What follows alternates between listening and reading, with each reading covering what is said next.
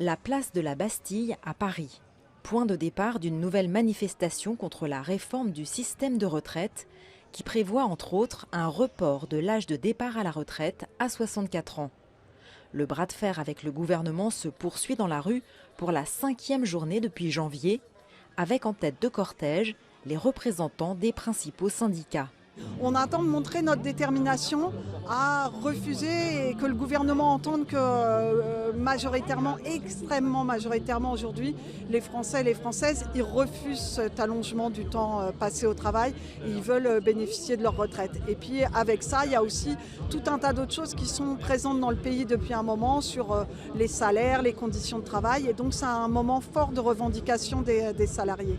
Actuellement, les enseignants partent environ vers 60 ans en retraite. Là, on leur demandera d'aller jusqu'à 64 ans.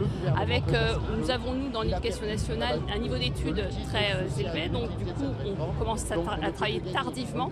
Et donc, on va cumuler nos 44 ans très tardivement. Donc, ça nous amène parfois jusqu'à 67 ans. Donc, on ne peut pas considérer qu'un enseignant est encore en capacité de travailler devant les élèves à 64 ans. Et on sait que ça va être compliqué. La question des femmes est au cœur des débats. Pour les opposants à la réforme, celle-ci reviendrait à les pénaliser davantage, alors que l'écart de salaire homme-femme est toujours d'environ 20% en France. Effectivement, toute notre carrière, on a déjà une différence entre hommes et femmes depuis des années. On a 20% de moins de salaire. Aujourd'hui, les pensions sont...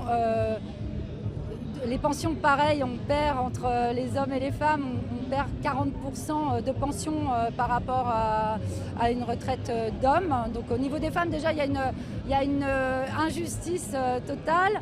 La contestation dépasse le cadre de la réforme.